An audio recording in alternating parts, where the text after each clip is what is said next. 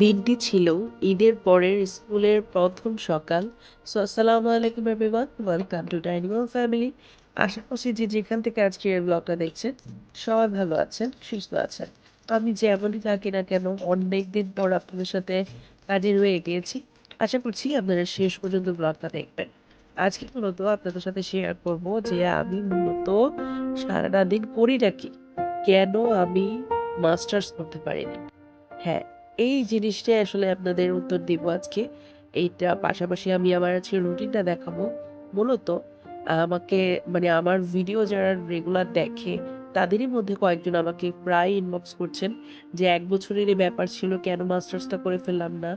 তো যাই হোক আজকে শেষ পর্যন্ত থাকবেন। ইনশাআল্লাহ উত্তরটা পেয়ে যাবেন। এখানে আপনাদের সাথে কথা বলতে আমি মেয়ের জন্য টিফিনটা আগে রেডি করে নিয়েছি। ও আবার ভারী কিছু টিফিন অত বেশি পছন্দ করে না।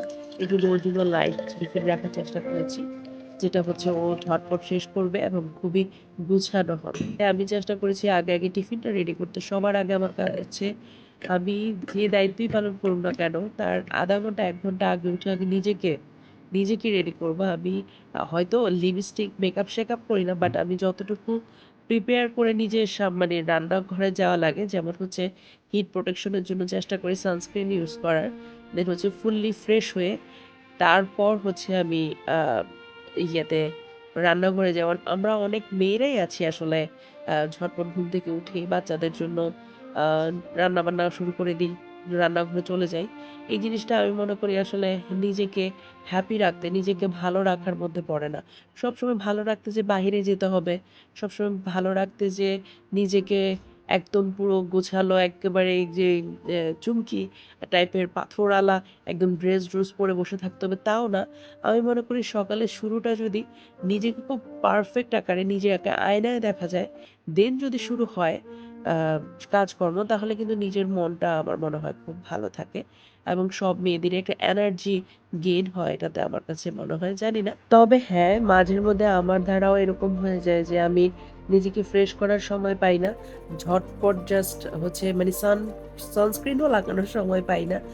জাস্ট ঝটপট নিজে জাস্ট কোনরকম ফ্রেশ হয়েই মেয়ের টিফিন, তারপর নাস্তা বানানোর জন্য চলে যায়। অনেক সময় তো এমনও হয় যে আমি মেয়ের টিফিন, নাস্তা বানানোরও সময় পাচ্ছি না। মেয়েকেই সবার আগে ঘুম থেকে উঠানো লাগবে, ওকে রেডি করাতে হবে। আর ওর বাবা এখান দিয়ে যে বাকিগুলো দায়িত্ব নেয়। কিন্তু আমি চেষ্টা করি যাতে এই জিনিসটা সবসময় না হয়। আসলে কোনো মানুষই পুরোপুরি 100% পারফেক্ট হবে না। আম্মু আমার আইডি কার্ড দেয় নাই। কোনো মানুষের পক্ষে আসলে নিজেকে 100% পারফেক্ট রাখাটা পসিবল হয়ে ওঠে না, সেটা আমি বুঝতেই পারি। তারপরও আমি জাস্ট একটা কথাই বলব যে, চেষ্টা করতে তো ক্ষতি নেই, তাই না? তো এই তো কথায় কিন্তু মেয়েকে রেডি করাও শেষ। এখন মেয়ের ব্যাগে সবকিছু গুছিয়ে দিচ্ছি। তো অন্য সময় দেখা যায় গেট থেকেই আসলে ওকে ব্যাগ-ট্যাগ গুছিয়ে দিচ্ছি। বাট আজকে যেহেতু একটু স্মৃতি আকারে ভিডিও করছি, তো সেভাবে করে চিন্তা করলাম এখান থেকেই ওকে রেডি করে বিদায় দিই আরকি। তো এখন তো মেয়ে চলে যাবে তার বাবার সাথে। আলহামদুলিল্লাহ এই দিক দিয়ে আমি অনেক সাপোর্ট পাই। তো তারপর আমার আরেকজন আছেন, তার এখন ডে শিফটে যেহেতু স্কুল হয়, তো ছেলে এখন ব্রেকফাস্ট করছে। তারপর এই ফাঁকে আমি চিন্তা করলাম স্কুলের শার্টটা আয়রন করে দিই। না হলে আমাকে সারাদিন আমার পিছন ঘুরবে। যতক্ষণ না পর্যন্ত ওর স্কুলের শার্ট আয়রন করে না দিচ্ছি। কারণ ওর কাছে খুবই অগোছালো, মানে কি একটা যে অপূর্ণতা লাগে সেটা ওর চেহারা দেখলে বোঝা যায় আরকি। তো এইজন্য সবার আগে ওকে নিশ্চিন্ত করার জন্য ওর স্কুলের শার্টটা আয়রন করে নিয়েছি আরকি। ছেলের শার্ট আয়রন করার পরপরই ছেলের সাথে যেয়ে আমিও ব্রেকফাস্ট কমপ্লিট করে ফেলেছি। কারণটা কি সেটা তো দেখতেই পাচ্ছেন আসলে। আর বলার অপেক্ষা রাখে না।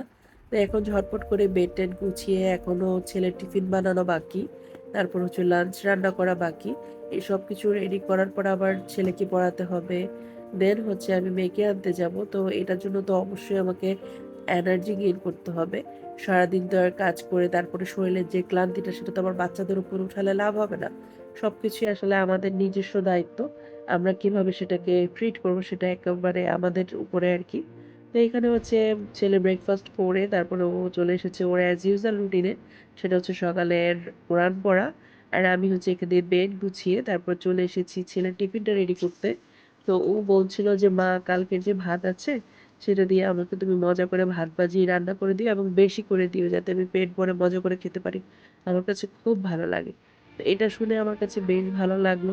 এখনকার যুগের বিরিয়ানি, ফ্রাইড রাইসের ভিড়ে আমার বাচ্চা যে ভাত ভাজি নিতে মানে ইতস্তত বোধ করেনি সেটা আমার কাছে অনেক বড় একটা বিষয় লাগলো। ঝটপট মনের আনন্দে ছেলেকে হচ্ছে ভাত ভাজি করে দিচ্ছিলাম।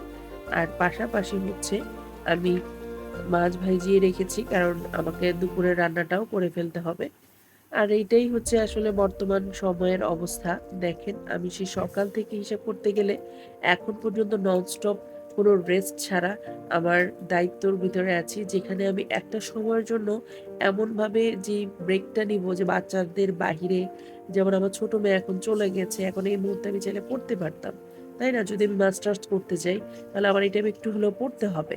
তো এই পড়ার জায়গায় আমি সময়টা পাচ্ছি না। আমাকে এখন হচ্ছে আমার যে ছেলেটা আছে বাসায় ওর জন্য আমার যে দায়িত্বটা সেটা তো আমাকে পালন করতে হবে। আমার তো মেইন দায়িত্ব তো ওরাই।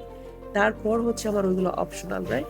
আমি আসলে ওইভাবে করে পারি না। অনেকে আছে যে লেখাপড়া যখন করতে যায় তখন একটা রুমে নিজেকে বন্দি করে বাচ্চাদেরকে হচ্ছে রুমের বাহিরে রাখে, দরজা আটকিয়ে লেখাপড়া করে।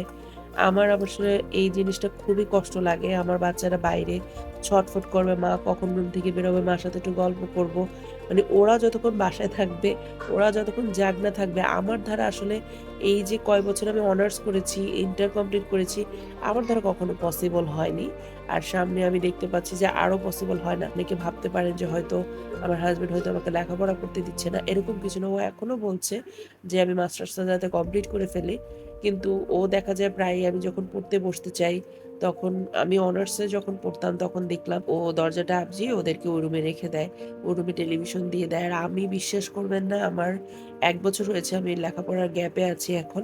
তো এই অবস্থায় এখন আমি হচ্ছে যে এখন পর্যন্ত ওরা ওইভাবে টেলিভিশন পায়নি। খুবই গিল্ট লাগে যে আমি যখন লেখাপড়া করি তখন ও তো ছেলে মানুষ, ওকে তো বলতে পারি না যে ওকে আমার মতো করে টাইম দাও। তো দেখা যায় অনেক সময় গরমের মধ্যে বাহিরে ওদেরকে নিয়ে ঘুরে, যেটা আমার বাচ্চাদের জন্য কষ্ট লাগে, কষ্টদায়ক হয়ে যায় আমার কাছে মনে হয় অ্যাজ আ মাদার হিসেবে। আবার দেখা যায় যদি রুমে থাকে তখন ২ টা বাচ্চাকে নিয়ে টেলিভিশন দেখে।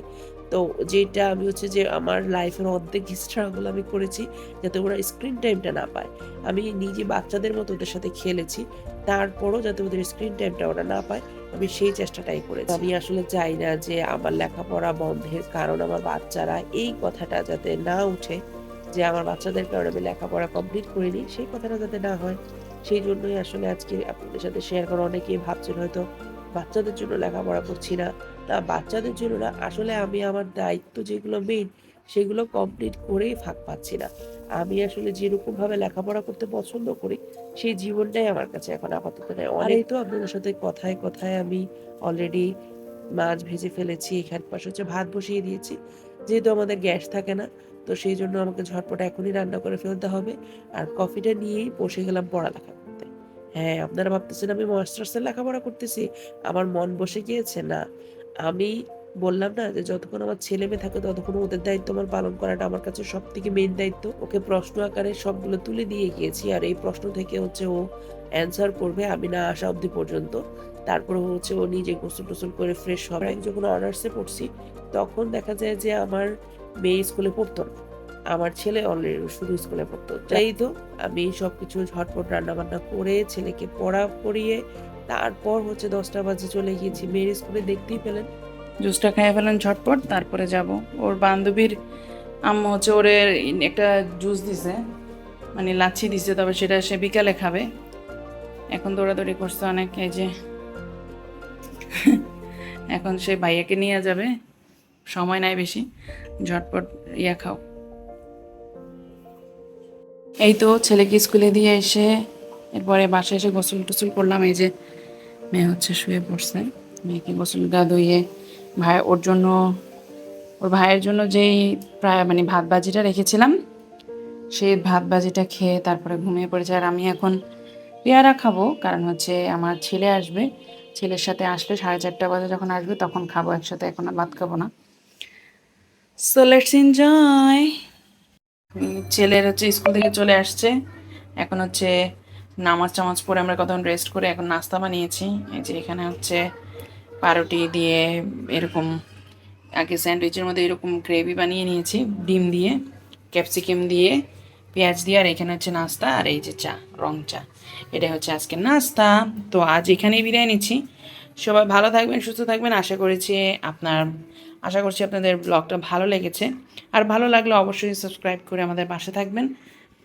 সো আসসালামু আলাইকুম, আল্লাহ হাফেজ।